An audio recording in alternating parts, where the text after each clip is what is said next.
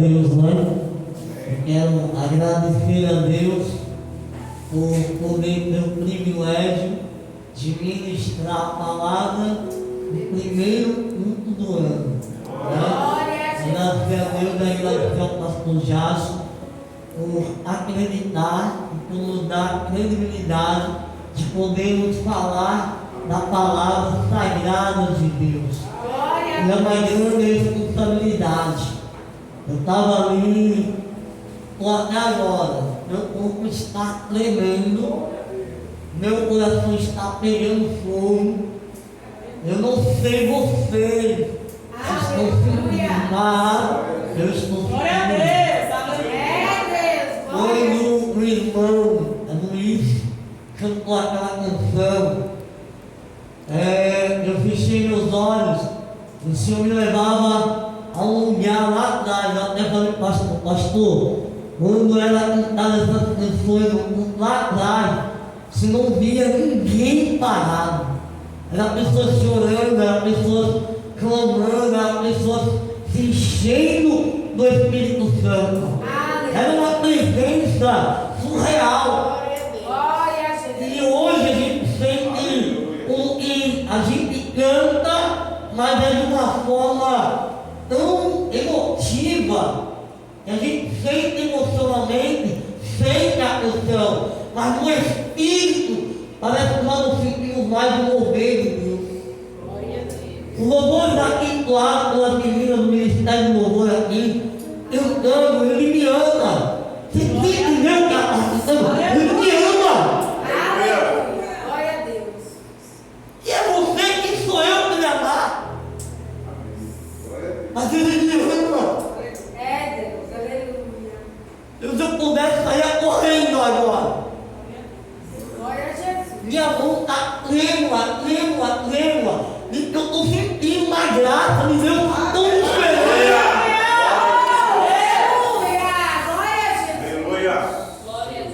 O culto não pode ser um culto normal, simples. É um culto de adoração ao Rei dos Reis, Senhor dos Senhores. Não é um culto normal, não é um culto para pessoa qualquer. É para Ele, é para o Espírito Santo. É como o pastor falou, não é de forma, não vem para cá, simplesmente vou. Eu falo, mas não falou que eu tenho que ir, não. Eu vou porque quem está lá é o Rei dos Reis, Senhor dos Senhores. E eu estou indo para a casa dele adorar. Aleluia. Glória a Jesus. Irmãos, um dos profetas, pode sentar aqui, pode sentar. Os irmãos que lê Bíblia, entendem o que eu vou falar. Os profetas, quando eles tinham para trazer alguma mensagem da parte de Deus, você pode ler na Bíblia, nenhum deles era misturado com o povo. Profeta era sempre separado. Profeta era no deserto, profeta era fica em um lugar, mas nunca no meio do povo. Quem ficava no meio do povo eram os reis. O rei tinha que governar. Mas o profeta, ele tem que estar separado, porque a intimidade com Deus era diferenciada. Ele era o único que tinha a presença do Espírito Santo.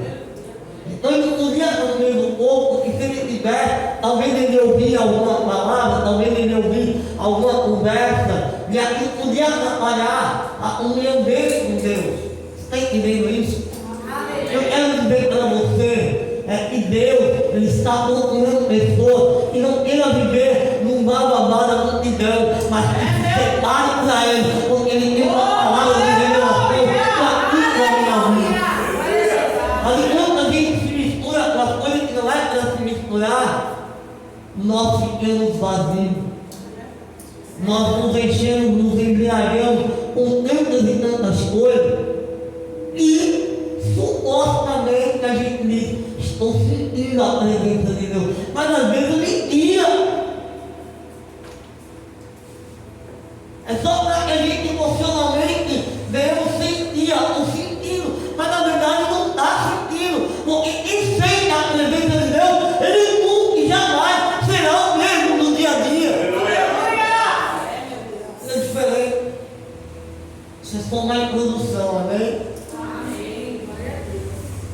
Estou aqui hoje como pastor, mas eu também estou aqui como profeta. Que a palavra ela é profética. Então, tente entender. E Deus vai falar contigo nessa noite, que Ele falou comigo. Eu quero que você abra a sua Bíblia, se puder botar aqui no telão, pode. Lucas, versículo, capítulo 13, estou até nervoso. Versículo 22 em diante. Lucas 13, versículo 22 em diante. Aleluia.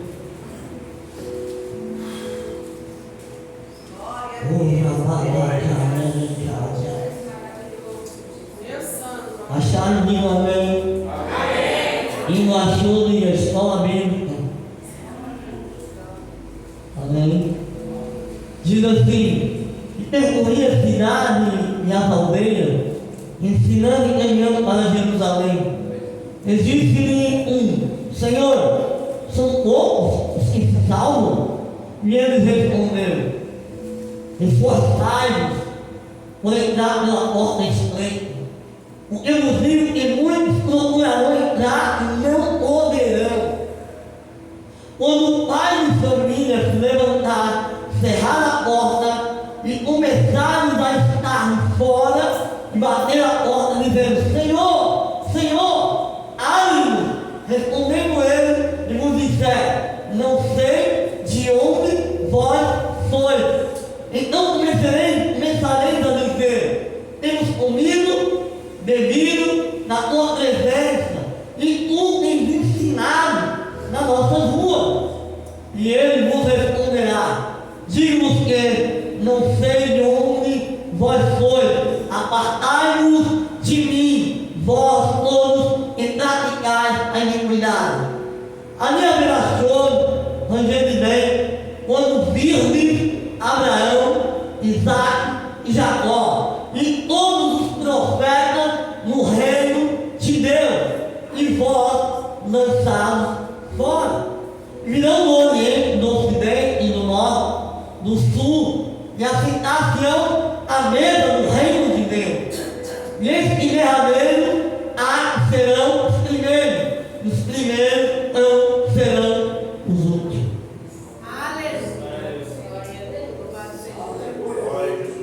E nem que disse comigo, versículo 24, todo mundo junto, os ingleses, repita comigo: esforçai-vos com fé e ânimo, esforçai-vos ou entrar pela porta estreita. E o teu irmão está ao teu lado e diz assim: esforça-te para entrar pela porta. O ano de 2025, não sei como foi o ano de 2025. Para você, para mim, nós não sabemos. Mas eu quero dizer algo sobre esforçar por entrar pela porta estreita. Muitos até usam alguns jargões dizendo: rapaz, é estreito. Como quem fosse algo comum, simples ou até banal. É estreito, meu irmão, estreito, o negócio está estreito. A coisa, quando nós entendemos o que é estreito, é algo tão apertadinho, você não pode olhar nem para um lado nem para o outro, é estreito, só dá para passar de um em um. Mas ele está dizendo aqui, Jesus está explicando para a pessoa e perguntou para ele: são poucos os que se salvam? Uma pergunta. A pessoa vem para Jesus. E Jesus lhe responde: esforçai-vos. Entrar para o reino de Deus não é tão fácil quanto a gente pensa que é.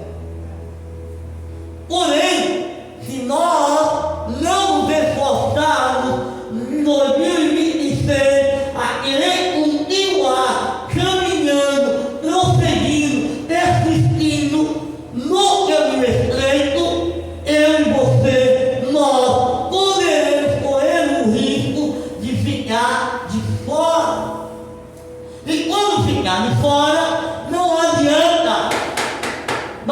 mais na porta. Por quê? Porque a porta fechou por dentro e não tem quem abra. Porque a porta que Deus fecha, ninguém abre. E a porta que Deus abre, ninguém fecha. Nós ouvimos lá, uma palavra de bênção. Olha, Deus abre uma porta para você. A gente fica logo alegre, né? Quando vem alguém falar, não, Deus está me falando, para abrir uma porta para você. Nossa, você abre um sorriso e tal, né? Mas quando você fala para a pessoa, tem uma porta aberta aí, tem uma brecha na sua vida. Não é comigo não. Está amarrado, está repreendido. Mas nós abrimos portas em nossa vida e essas portas dão acesso a coisas que nos machucam, ou pecados que nos ferem. Entra em nós porque a porta está aberta. Porque o caminho é estreito, e quando eu caminho pelo estreito, eu estou indo para uma porta que está aberta diante de mim. E qual é essa porta, pastor, que está aberta? É a porta da salvação, é a porta da vida eterna. Se eu olhar para trás, talvez eu não alcance aquela porta que está aberta. Eu posso fechar aquela porta e abrir outras portas. Eu posso abrir a porta da prostituição, a porta da pornografia, a porta do adultério. Eu não estou adulterando, mas eu estou pensando. É uma porta aberta. E aí eu venho para Deus, por que a porta se abre? Porque você já abriu para alguém. E alguém que você abriu já tomou a chave do governo, está te governando. Por que Deus está me governando? O pecado da lascívia, da prostituição, da mentira, do engano. Talvez em 2026 eu e você demos muitas aberturas, muitas portas foram abertas. E por isso que nós não precisamos pedir para pensar. Eu sei que a palavra, ela é uma palavra do Evangelho, é palavra de boas novas, não é? Mas a palavra do Evangelho é confronto.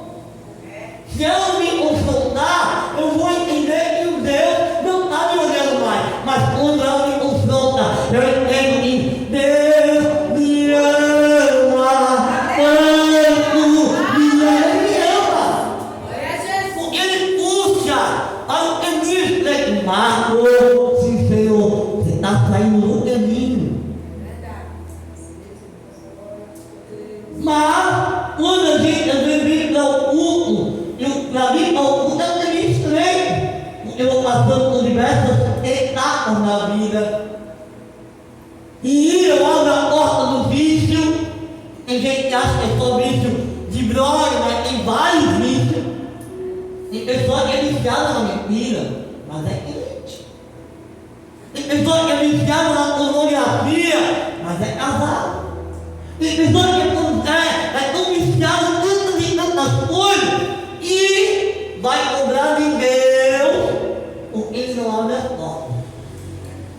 Aí Deus olha para mim e para vocês, eu vou abrir a porta, mas se você fechar a porta para o pecado. 2025 não vai ser tão diferente de 2026, porque as mesmas tentações continuarão vindo. Só mudou o calendário, mas os meses, os dias é o mesmo. Sabe como é que você vai fazer aniversário? Eu fiz, parece que o meu foi no sábado, no ano passado. Então esse ano vai ser que dia? O que mudou? Só o dia. O que precisamos como igreja entender? Eu tenho que trancar na porta para o governo dos diabos na minha vida e abrir a porta para Jesus entrar. A porta é estreita. E olha que Jesus ele vem contando, ele vem falando, explicando para aquela pessoa que perguntou para ele, ó, vai chegar um momento, você vai querer entrar e não vai poder. A pessoa ainda diz assim, mas Senhor, a gente comendo, a gente bebendo na tua presença. E para mim não me importa em nada, porque o que Jesus quer é que eu e você entremos nesse lugar, no Espírito e em verdade. Você quer ver a manifestação do Espírito Santo? Quantos querem? Quando eu falo manifestação do Espírito Santo, eu não estou falando no pular, no rodopiar, não. Isso aí é uma manifestação muito surreal. Mas o que eu estou falando, o enchimento do Espírito Santo em nossa vida, sabe como é que é? É o seu coração vai começar a ver, peraí, Senhor, tem alguma coisa errada em mim. O que é? Está faltando alguém aqui do meu lado, nessa cadeira, está vazia. Por que está vazia? Porque eu não estou indo fazer lixo. Porque eu não estou pregando. Porque eu não estou evangelizando. Porque eu não estou orando. Porque eu não estou tantas coisas, mas eu disse que eu ia fazer. A virada do ano eu prometi. Senhor, tantas coisas eu falei que ia fazer, eu fiz. Isso é portas abertas para quem não me engano. Nós nos enganamos, mas eu quero profetizar que o ano de 2026 esse lugar vai estar tão pequeno, porque Deus vai te incendiar, Deus vai incendiar o teu coração, e você vai olhar para alguém e vai dizer: eu tenho Jesus que liberta, que cura, que transforma e que salva. Mas para isso ele precisa sentir em você o quê? Seu coração pegando fogo. Já vi todo lado do fogo? Não tem como fazer lá aquele São João aí, faz o fogo, né? Sempre do ladinho dele assim, bem, não desce, né? Como se queimar, de verdade. Mas sempre do lado, não dá um calor, né? Fica aquele negócio quente. Deixa eu dizer, quem tenta do lado de Jesus, do lado do Espírito Santo, não tem como ficar frio, não tem como ficar gelado, não tem como ficar morno, ele fica indireto, porque o Espírito começa a incendiar, ele começa a queimar, ele queima, dá vontade de você não parar. Você quer falar de Jesus, você quer ligar de Jesus, seu palavra é Jesus. Alguém vem fofocar para você, peraí, você vai falar de quem? De fulano, não. Se você for falar de Jesus, pode falar, essa fofoca é boa. Quer fofocar? Fofoque de Jesus, ele ama. Pode fofocar dele, mas Jesus é bom, maravilhoso, tremendo, poderoso. Ele é Senhor do Senhor, ele ama. Mas quando eu abro a porta para as coisas que não são agradáveis a Deus, eu começo a ficar o quê? Frio, desanimado, cansado, fadigado. Às vezes vem para a igreja assim, sim ou não? Diga-se a verdade. Tem dia que você vem para a igreja assim. Mas tem duas bolas de ferro nos pés, né? Às vezes você vê até meio que dançando, tem mais no Jackson, né? Lá, não, isso. Ali é você. Meu Deus. Eu vou falar, pastor, eu estou com dor de cabeça, mentira. Eu vou falar, pastor, Deus não dá não. Agora a diferença de quem vem cheio do Espírito Santo. Ele está lá sentado, aí o diabo diz: ei, vai hoje não. É o que, vai? Vou para onde? Cala a boca aí, porque está escrito naquela igreja, quando o ministério, vamos para casa. Você não sai da sua casa, você já sai da sua casa. Só traz Espírito, traz vida. Aí eu vou na rua, olha para você, esse cara é louco, essa mulher é louca. Se não é louco, ele venha seguir minha loucura. Minha loucura chama Jesus Cristo de Nazaré. Aquele que renova, aquele que restaura, aquele que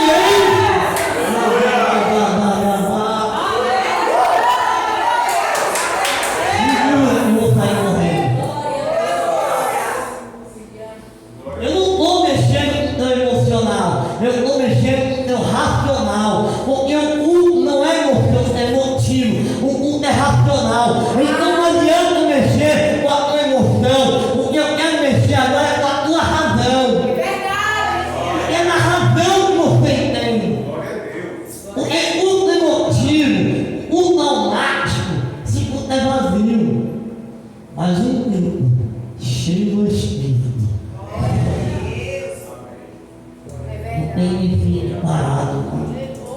Aí o irmão começa a orar em língua, o outro começa a adorar do outro lado, o outro toca no outro, ele já entendeia. Aí o outro se toca no outro, o outro já começa a arrepiado. Aí o outro já, meu Deus, o que está acontecendo? E o Espírito começa a tomar um ambiente. Aí o Espírito Santo começa a envolver. Aí o Espírito Santo começa a queimar. Você nem consegue olhar para mim. O meu fogo vai queimando, vai te incendiando. Quando vai te sentir saudade daquilo que Deus fez lá atrás? Deixa eu te dar uma boa nova. Para de sentir saudade e começa a viver no presente. Não vamos viver de glória passada, mas vamos viver de glória presente. Aleluia.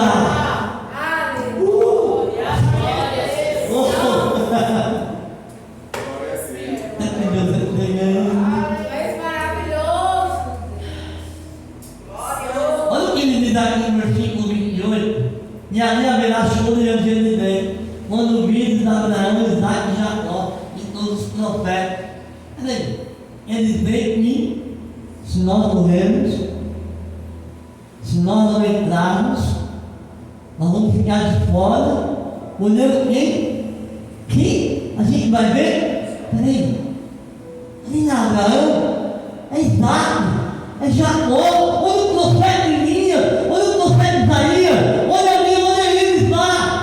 Senhor, eu quero entrar. Senhor, eu também fiz parte, eu queria comer na igreja, eu queria com os irmãos. Meu Deus, vai uma bênção. É mesmo? Eu te conheço. Chegou o tempo para nós pensarmos em 2026. O que é que nós temos feito para ser reconhecidos diante do reino?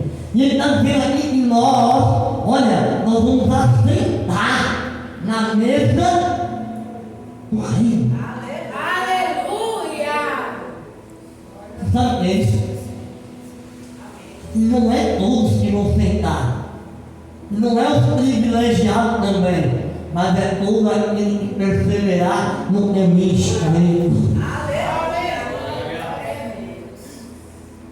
Não, financeiramente hoje para mim não é prova. Porque quem é que não está endividado? Quem é que não tem problema financeiro? Então isso não é prova. O mundo inteiro está na prova, né? Não é prova. Sabe o que é prova? É quando vem uma tentação, quando vem algo para te tirar da presença e você respira, enche o pulmão cheio de ar, olha para a tentação e diz assim: eu te repreendo, porque a porta que Deus abre, ninguém fecha, e a porta que Deus fecha, ninguém abre. Ele fechou a porta do pecado, mas abriu a porta para a salvação. Já estou chegando lá, viu? Em Apocalipse, aleluia. Glória a Deus. Nós falamos da porta aqui, em aberto. São as portas que nós abrimos ao nosso inimigo. E detalhe, o inimigo sempre vai querer usar pessoas para trazer algumas falhas no erro nosso. Você está no caminho, você quer se santificar, você quer se purificar, você quer dar certo. Não é que você quer ser melhor, você quer dar certo. Às vezes, quando um casal discute, às vezes a esposa fala, o marido fala: você quer ser toda certinha, né? Você é santa. Já ouviu isso? Eu já ouvi. Eu já falei, né? A minha esposa: hoje você está toda certinha. Hoje você quer ser santa. Aí quando a minha esposa falava, eu achava ruim. Quando for um dia explicando dizer, quando ela falava, você diz assim: amém. Aí a minha esposa: você quer ser todo certinho, todos santos de amém. Por quê? Eu quero. Não é ser melhor que ninguém, mas é ser melhor para ele. Não, quando você termina com o estreito, não é porque você está sendo uma pessoa arrogante, ou isso aí, não. Você está no caminho estreito porque você não quer mais nada do mundo. Porque quem é amigo do mundo se torna inimigo de Deus. E eu acredito que a igreja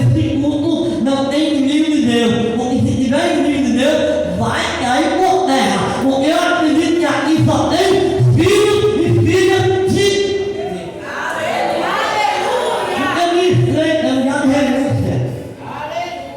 Feliz crente é lugar de você negar-se a si mesmo. Feliz crente é lugar de você perdoar. Feliz crente é lugar de você amar. Feliz crente é lugar de você olhar para alguém e dizer: eu te perdoo, o mais que você me machucou, mas eu te amo.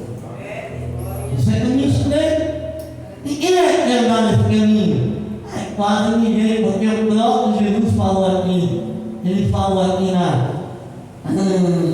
24, esforçai por entrar na porta estreita, porque eu vos digo, e muitos procurarão entrar e não poder. Muitos procurarão entrar e não poder. Por que Jesus falou isso? Se ele próprio disse que Deus amou o mundo de tal maneira que deu seu Filho unigênito para todos nós. Não é verdade? Se ele amou o mundo inteiro, por que agora está dizendo aqui que muitos vão procurar e não vão poder entrar? Isso não é para o íntimo. Isso é para a igreja. Isso é para mim. Isso é para nós. A porta larga, você já viu como é que é a porta larga? É enorme. Essa porta aí é larga, passa todo mundo, mas a estreita só passa quem quer ser mais do que vencer. É muito prático, muito fácil usar esse versículo como um jargão. E aí, irmão? Tudo bem? Opa! Irmão, sou mais do que vencedor. Mas está traindo a mulher. Irmão, sou mais do que vencedor. Mas está prostituindo. Irmão, sou mais do que vencedor. Mas está mentindo. Irmão, sou mais do que vencedor. Mas está no vício. Você é mais do que vencedor? Os vencedores são aqueles que vencem todos os dias no caminho estreito, o pecado, a tentação, todos os dias. Mas como é que eu posso sentir a diferença na vida de alguém dessa forma? Nós podemos sentir. Quando você chega perto de alguém, você não precisa nem falar, a pessoa já testifica, né, irmão?